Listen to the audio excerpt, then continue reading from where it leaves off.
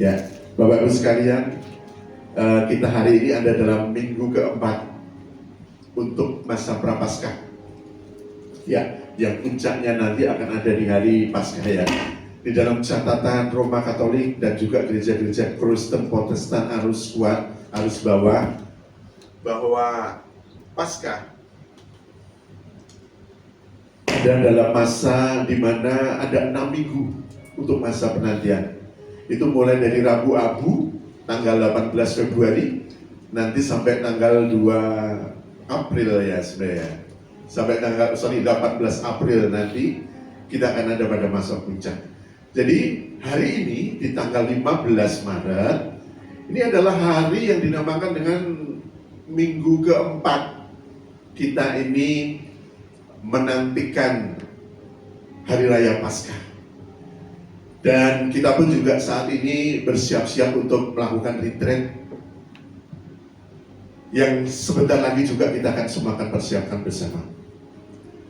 Hari ini kita akan ada dalam satu tema yang saya mulai menyentuh sisi yang terkait dengan kejadian-kejadian penting sekitar pada saat sebelum penyaliban Yesus ya. Jadi kisah ini mungkin cukup terkenal ya Bapak Ibu sekalian, tentang makna tema Petrus menyangkal Yesus. Ya, Petrus menyangkal Yesus. Yang akan terambil dari kitab Lukas 22 ayatnya yang ke-54 sampai dengan ayatnya yang ke-52. Mungkin Pak Andreas kita akan bersama-sama Bapak Ibu Saudara sekalian ambil Alkitab Saudara. Kita akan bersama-sama buka. Kita akan bersama-sama untuk belajar tentang kebenaran firman Tuhan yang ada di dalam kitab Lukas 22 ayat 54 sampai 62. Ini adalah perikop mengenai Petrus menyangkal Yesus ya. Kita akan baca dulu Lukas 22 ayat 54. Demikian firman Tuhan. Lalu Yesus ditangkap dan dibawa dari tempat itu. Ia digiring ke rumah imam besar dan Petrus mengikut dari jauh. Di tengah-tengah halaman rumah itu yang memasang api dan mereka duduk mengelilinginya, Petrus juga duduk di tengah-tengah mereka. Seorang hamba perempuan melihat dia duduk dekat api. Ia mengamat-amatinya lalu berkata, juga orang ini bersama-sama dengan dia. Tetapi Petrus menyangkal katanya, itu dalam pertama kali. Bukan, aku tidak kenal dia. Tidak berapa lama kemudian seorang lain melihat dia lalu berkata, engkau juga seorang dari mereka. Tetapi Petrus berkata, bukan, aku tidak. Dan kira-kira sejam kemudian seorang lain berkata dengan tegas, sungguh orang ini juga bersama-sama dengan dia, sebab ia juga orang Galilea. Tetapi Petrus berkata, bukan, aku tidak tahu apa yang engkau katakan. Seketika itu juga, sementara ia berkata, berkokoklah ayam. Lalu berpalinglah Tuhan memandang Petrus. Maka teringatlah Petrus bahwa Tuhan telah berkata kepadanya, sebelum ayam berkokok pada hari ini, engkau telah 3 kali menyangkal aku. Ayat yang terakhir. Lalu ia pergi keluar dan menangis dengan sedihnya. Amin Bapak Ibu Saudara dikasih Tuhan. Ini adalah kisah satu, saya mengingatkan Bapak Ibu tentang satu kisah yang ada di dalam kitab Lukas 22 ayat 54 sampai ayatnya yang ke-62. Bapak Ibu, setiap orang pasti kan pernah gagal ya. Hampir semua orang kita mengalami kegagalan. Juga kita mengingat adanya satu pengkhianatan di dalam kehidupan kita. Akhir-akhir ini dalam masa-masa media, kita mungkin sedikit kalau saudara mengamati kasus ijazah dari Pak Jokowi ya, dari Bapak Presiden kita yang ke-7. Kita disuguhi oleh sebuah drama sebenarnya Bapak Ibu ya, yang kalau secara hukum ya saya melihat ada sesuatu strategi politik sebenarnya di sana ya. Tidak boleh merupakan suatu peristiwa hukum. Namun ada satu hal di mana ada satu cerita mengenai apa yang dinamakan di satu kelompok adalah satu pengkhianatan.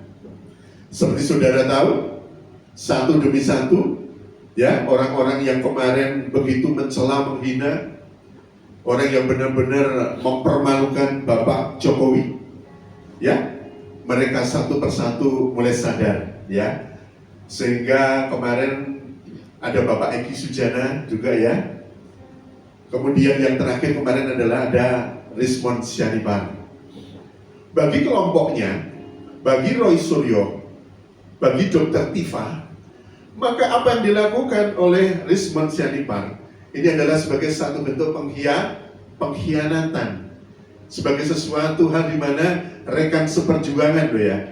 Kita semuanya berawal dari kita melihat di media yang sedemikian panas, ya, sehingga benar-benar menimbulkan satu keresahan nasional, ya, dan kita melihat ada motivasi apa di belakang daripada kelompok-kelompok ini. Tentu kita percaya bahwa semua motivasinya adalah menuju ke tahun 2029, di mana saat ini genderang perang terkait dengan perebutan kekuasaan untuk masuk di dalam satu perhelatan besar, apa, pemilu tahun 2029. Seperti saudara tahu, semuanya sudah mulai bergerak.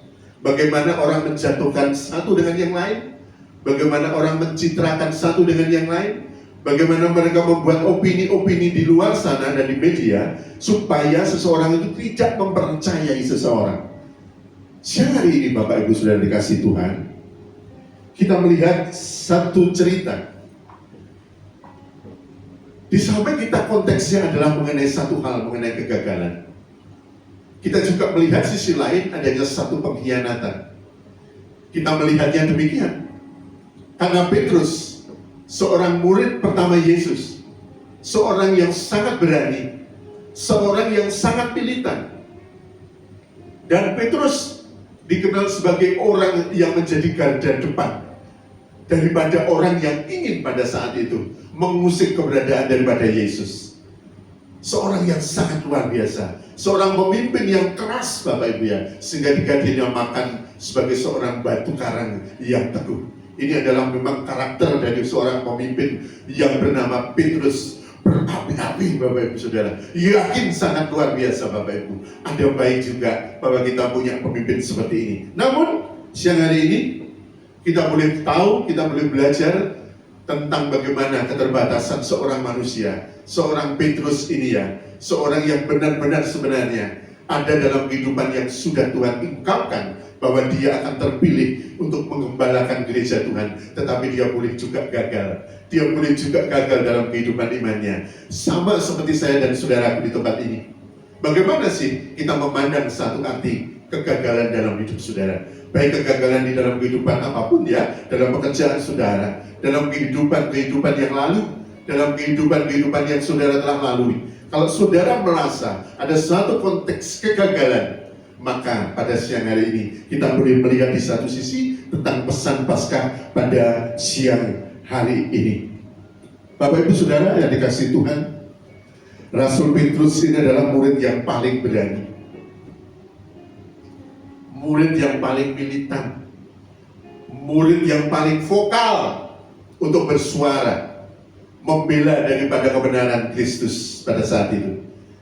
Namun kita juga menjadi tahu, ya, Bapak Ibu Saudara, bagaimana peristiwa ini terjadi menjelang malam penderitaan Yesus menuju salib, malam yang menjadi bagian dari jalan penderitaan Kristus sebelum Paskah. Karena itu kisah ini sangat menarik untuk kita renungkan kembali pada masa Prapaskah ini. Kisah Petrus memperlihatkan dua realitas besar dalam kehidupan rohani manusia. Apa itu? Yang pertama, betapa rapuh dan lemahnya manusia. Dan yang kedua, betapa besar dan setianya kasih Kristus yang tidak pernah berhenti untuk mencari, untuk mengampuni, dan untuk memulihkan orang-orang yang pernah gagal dalam kehidupannya. Amin, Bapak Ibu Saudaraku. Yang pertama kita boleh lihat di dalam Lukas 22 ayat 54. Dicatat bahwa setelah Yesus ditangkap dan dibawa ke rumah imam besar, Petrus mengikutinya dari jauh.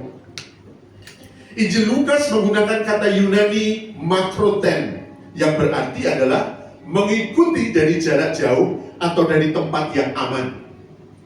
Kata ini tidak hanya menggambarkan jarak secara fisik, Bapak Ibu Saudara, tetapi juga mencerminkan keadaan hati Petrus pada saat itu. Petrus masih mengikuti Yesus, tetapi ia tidak lagi berjalan dekat dengan gurunya seperti sebelumnya. Ia hanya ingin mengetahui apa yang terjadi pada Yesus. Tetapi pada saat yang sama, ia juga ingin menjaga jarak agar tidak ikut terseret dalam bahaya.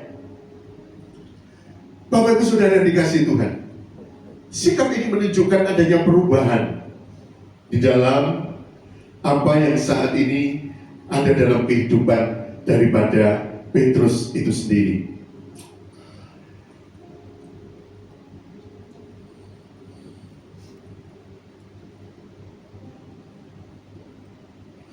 Ia belum sepenuhnya sebenarnya meninggalkan Yesus, tetapi kedekatannya dengan Yesus mulai berkurang, Bapak Ibu. Dan peristiwa ini memberikan pelajaran rohani yang sangat penting bagi kehidupan orang percaya. Banyak di antara orang Kristen tidak secara langsung meninggalkan Tuhan, tetapi mereka mulai menjauh sedikit demi sedikit darinya. Proses menjauh ini sering terjadi secara perlahan dan hampir tidak disadari, Bapak Ibu Saudara. Dan biasanya dimulai dengan perubahan-perubahan kecil dalam kehidupan rohani. Contohnya apa? Yang pertama, doanya mulai berkurang. Amin. Orang yang dahulu memiliki waktu doa yang teratur mulai jarang berdoa. Yang kedua, firman Tuhan tidak lagi menjadi prioritas dalam hidupnya. Membaca Alkitab yang dahulu menjadi kebutuhan rohani mulai digantikan oleh kesibukan dan hal lain. Mungkin bisnis saudara, ya. Mungkin hal yang terkait dengan studi saudara, atau pelayanan saudara bahkan, ya.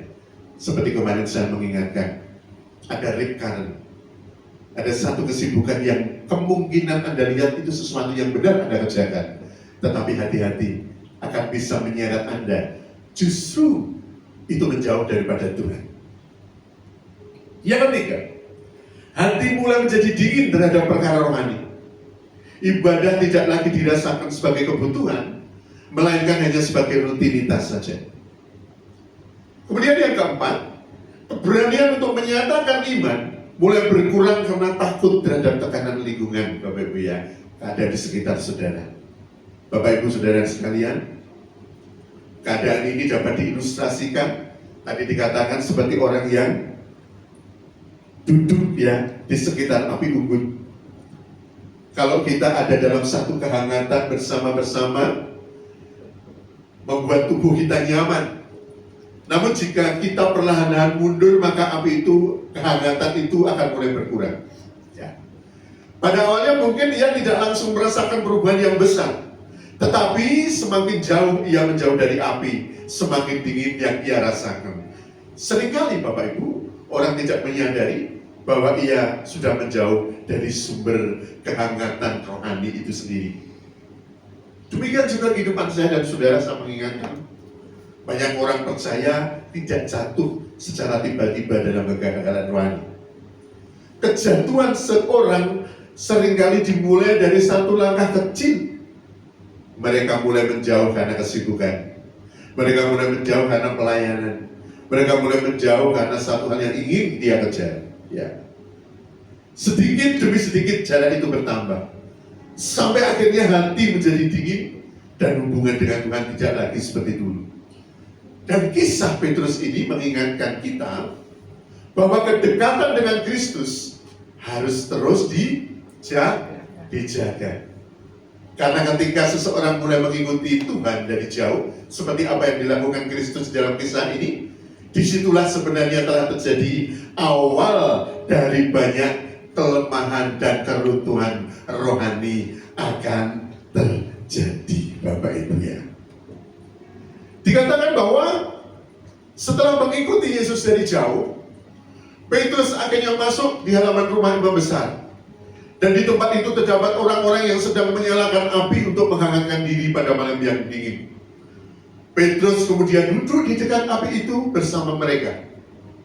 Peristiwa ini dicatat di dalam Lukas 22, ayatnya yang ke-55 sampai dengan 60. Situasi yang terjadi pada saat itu sangat kontras, Bapak Ibu ya. Di dalam rumah imam besar, Yesus sedang diinterogasi secara tidak adil oleh para pemimpin agama.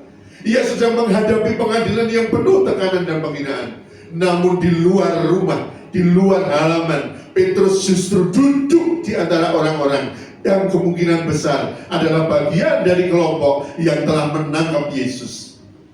Dan keadaan ini menunjukkan bahwa Petrus sedang berada dalam lingkungan yang sebenarnya tidak mendukung daripada imannya. Di tengah situasi itu, seorang hamba perempuan memperhatikan Petrus dan berkata bahwa Petrus adalah salah satu pengikut Yesus. Dan mendengar tuduhan itu, Petrus segera menjawab, "Perempuan, aku tidak mengenal dia." Beberapa saat kemudian tuduhan yang sama kembali muncul dari orang lain yang mengatakan bahwa Petrus juga termasuk dalam kelompok Yesus. Namun sekali lagi Petrus menyangkalnya. Tidak lama kemudian datang tuduhan yang ketiga dari seseorang yang semakin yakin bahwa Petrus adalah pengikut Yesus karena cara bicaranya. Pada saat itulah Petrus kembali menyangkal dengan tegas bahwa ia tidak mengenal Yesus. Dengan demikian Bapak Ibu, Petrus menyangkal gurunya sebanyak 3 kali.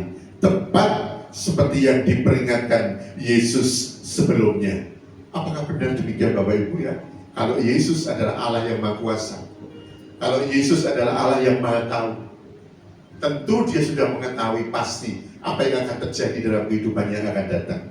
Kita akan lihat di dalam ayat sebelumnya Pak Andreas, yaitu di dalam Lukas 22, ayatnya yang ke-24 sampai dengan ke-34 ya. Kita coba lihat, apakah benar hal ini pernah dikatakan oleh Yesus.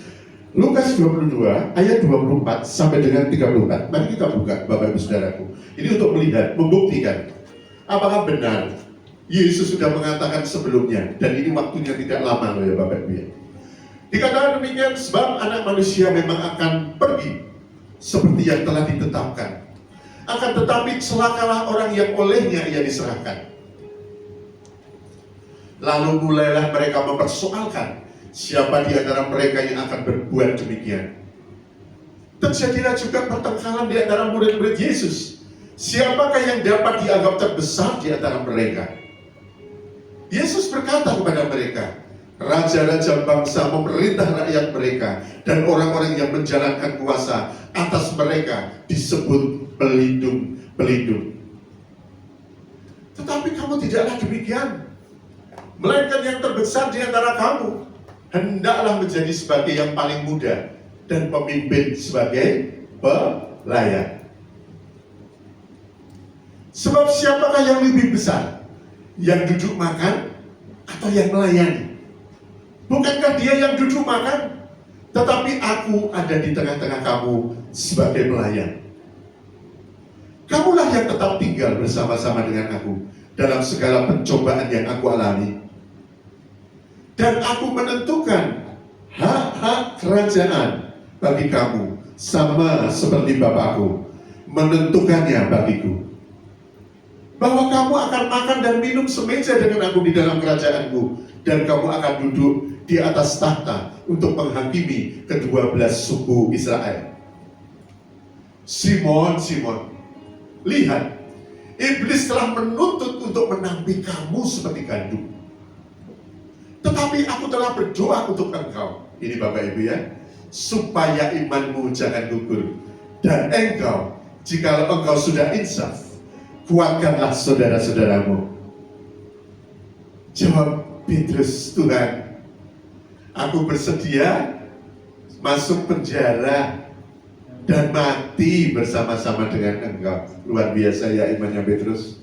Tetapi Yesus berkata dalam ayat 34, aku berkata kepadamu Petrus, hari ini, berarti harinya masih sama, ayam tidak akan berkokok sebelum engkau 3 kali menyangkal bahwa engkau mengenal aku.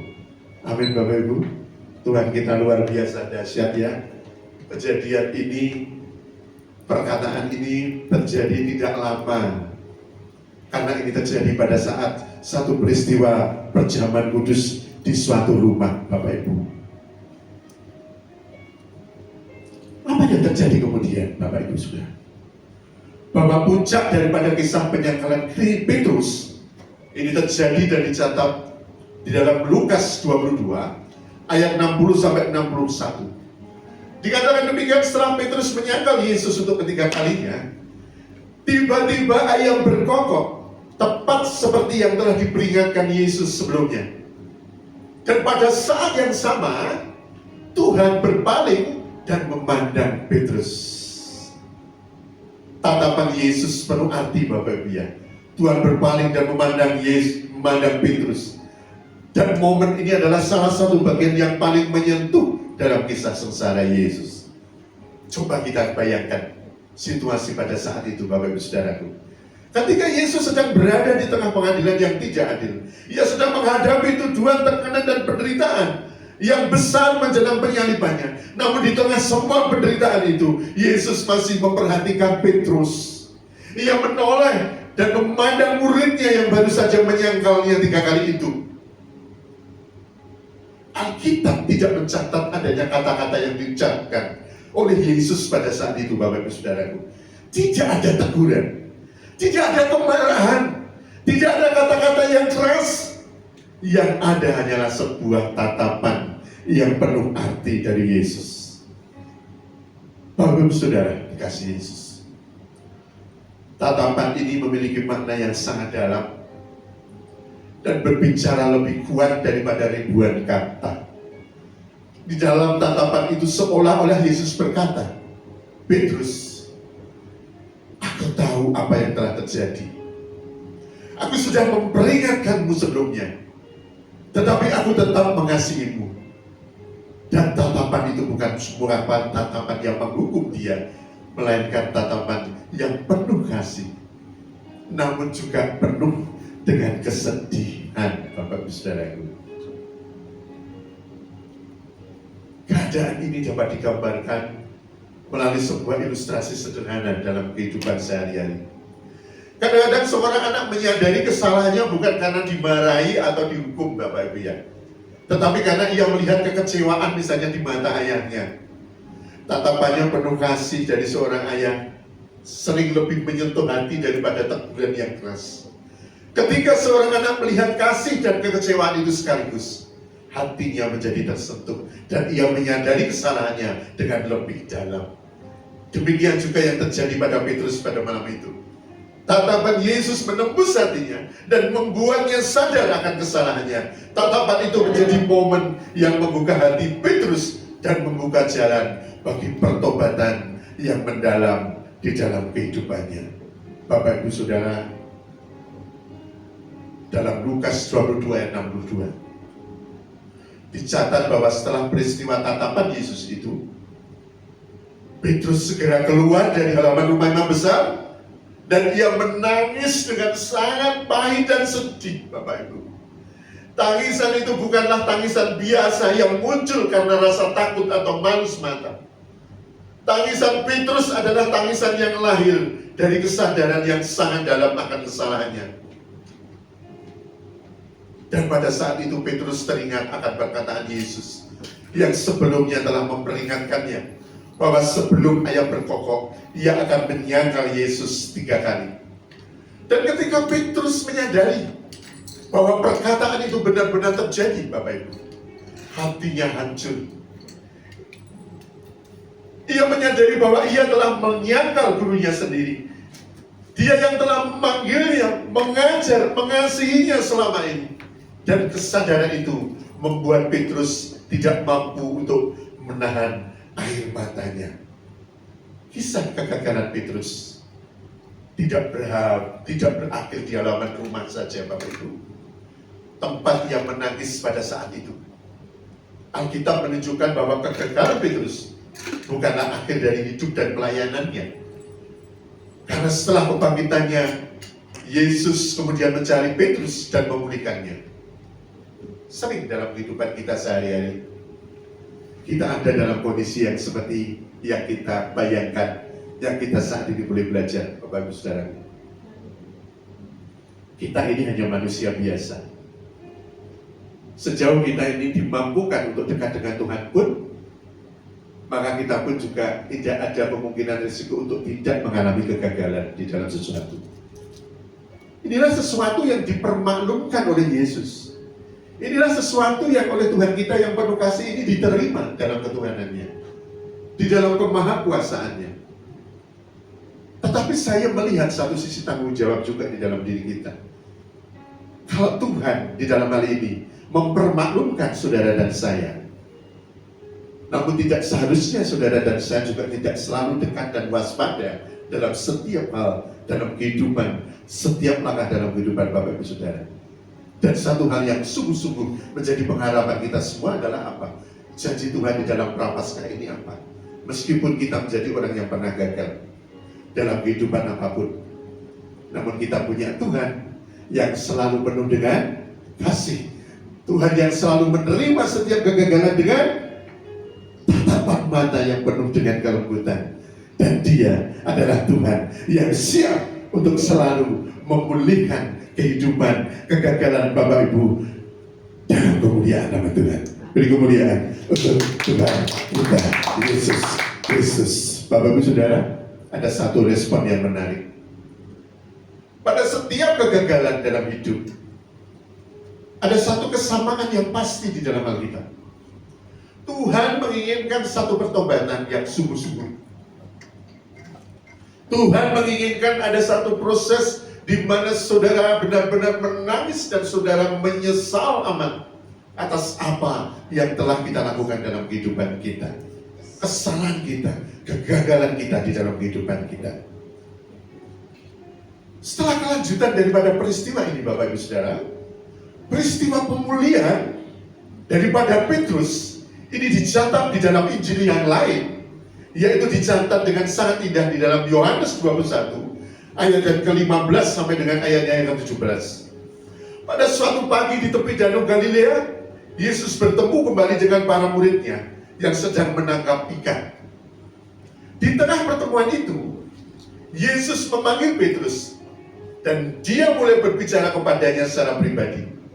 Ya, ini terjadi sesudah kebangkitan Yesus ya Bapak Ibu ya. Ini adalah momen bagaimana pemulihan itu dicatat di dalam kehidupan Alkitab, yaitu di Yohanes 21 ayat 15 sampai dengan yang ke-17. Hal yang menarik adalah Yesus tidak langsung menegur atau mengungkit kesalahan masa lalu Petrus pada malam penyangkalan itu. Sebaliknya Yesus mengajukan sebuah pertanyaan yang sangat sederhana tetapi sangat mendalam. Dan saudara pasti sangat mengenal perkataan ini. Perkataan itu apa Bapak Saudara? Petrus, apakah engkau mengasihi aku? Pertanyaan ini bukan sekedar pertanyaan biasa Bapak Ibu ya, tetapi sebuah cara Yesus untuk menyentuh hati Petrus dan memulihkan hubungannya dengan Tuhan. Pertanyaan Yesus itu diucapkan sebanyak 3 kali. Hal ini memiliki makna yang sangat penting.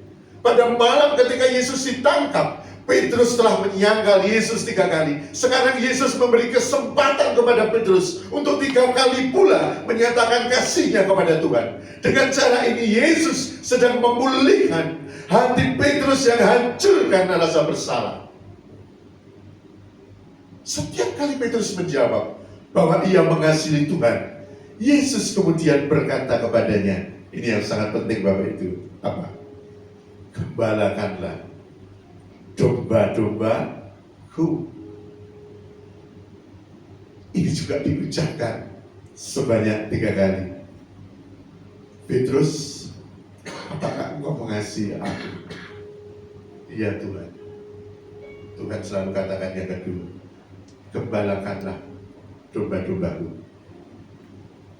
Kalau saudara ditanya sampai 3 kali, kayak uang nek ditari rapi ya bisa kan. Piye wis mantep urung karo kae. Wis mantep to Bapak. Ditanya lagi, tenangnya loh, mantep malah Mas Andri, udah mantep nih. Kalau ditanya yang ketiga kali, sudah mantep belum? Mangkal dan rasanya Mbak? Ya, kayak ada rasanya di dalam hati rasanya, besok nggak percaya ya. Tapi betul, pada saat itu ada satu peristiwa yang sangat-sangat luar biasa dalam sekali artinya Bapak Ibu. Saat Petrus yang ketiga ditanya, Petrus, apakah kau mengasihi aku? Jawabannya agak geram. Iya Tuhan, aku mengasihi kamu, aku mengasihi engkau, tidaklah engkau ragu Tuhan. Meskipun aku pernah punya kegagalan, aku pernah punya salah, aku pernah ada sesuatu yang kau permaklumkan. Tapi Tuhan, aku siap, aku mengasihi engkau. Tidak usah marah, terus gembalakanlah domba-domba. Perkataan ini terjadi ribuan tahun loh Bapak Ibu ya. Sebelum saudara tahu bagaimana negara Vatikan itu berdiri, bagaimana saudara tahu gedung yang luar biasa Katedral Saint Peter's adalah satu bukti, karena di bawahnya Rasul Petrus dimakamkan, dan tonggak daripada Tuhan katakan bahwa dia akan menjadi orang yang akan mengembalakan gereja Tuhan, benar-benar digenapi dari perkataan Yesus ini. Amin Bapak Ibu. Petrus adalah orang yang benar-benar dipakai untuk menjadi orang pertama yang akhirnya menjadikan kekristenan ini menjadi satu agama yang besar, ya. Dan saudara bisa melihat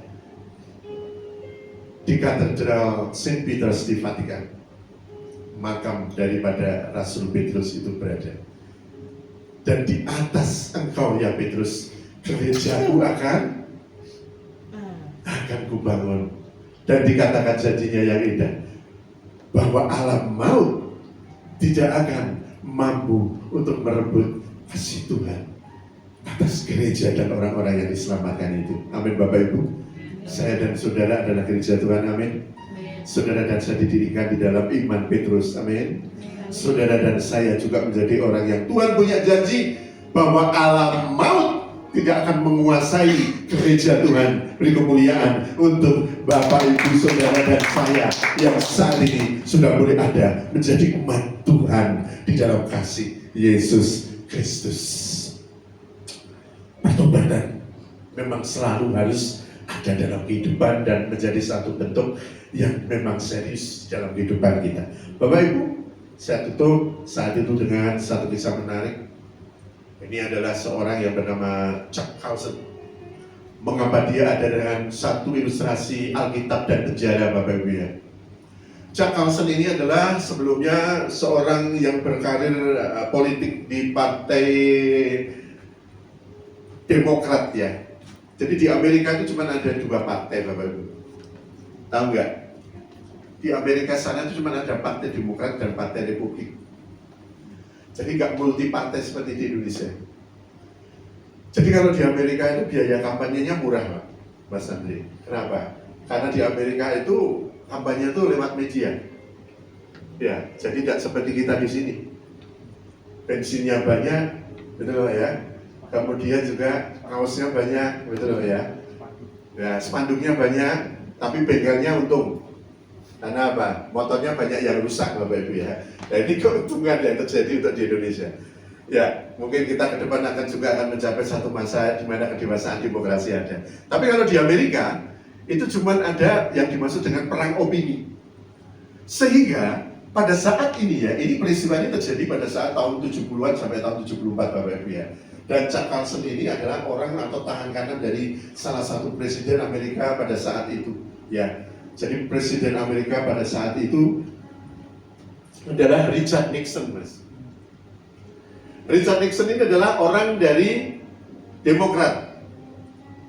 Lawan politiknya adalah orang Republik.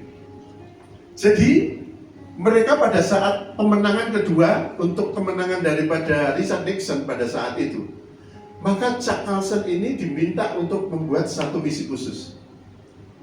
Ada satu markas dari Partai Republik yang ada di New York, Bapak Ibu ya. Dan di seberangnya ini ada satu hotel yang namanya Watergate Hotel. Tuh Mas ya. Chuck Colson ini merekrut semua agen FBI, ahli-ahli IT saat itu. Untuk apa? Dari seberang Partai Republik itu, yang gedungnya di sana, dan dari hotel-hotel di sini, mereka melakukan berbagai infiltrasi. Untuk apa? Melakukan penyadapan, melakukan segala upaya untuk mengetahui apa? Kira-kira kelemahan apa yang bisa mereka kampanyekan? Apakah ada skandal-skandal seks misalnya yang ada di pemimpin-pemimpin republik misalnya gitu? Ataukah misalnya ada skandal terkait dengan masalah suap? Atau terkait dengan masalah penyalahgunaan dana misalnya? Atau hal-hal yang lain? Masalah asasi kemanusiaan. Jadi teknik kampanye di Amerika itu seperti itu. Dan Chuck Colson ini adalah orang yang sudah sangat dekat dengan presiden. Sehingga dia pada saat itu kemudian diberikan tugas ini. Bapak Ibu saudara sekalian, skandal ini tahun 72 kemudian terungkap menjadi apa yang dimaksud dengan standar Watergate. Ya, karena namanya sesuai dengan hotel di mana dulu mereka ada dalam kelompok-kelompok dari Chuck Colson ini, kelompok daripada Richard Nixon ini. Dan ini terendus oleh CIA. Lawannya pada saat itu adalah Gerald Ford, ya, presiden berikutnya dari partai lawan. Dan dia membuktikan ternyata ada konspirasi. Karena 1, 2, 3 orang tertangkap tuh. Jadi ada yang masuk ke dalam itu dia tertangkap. Ada 3 orang yang dia rekrut dari Kuba. Dan orang ini akhirnya mengaku, siapa yang nyuruh dia?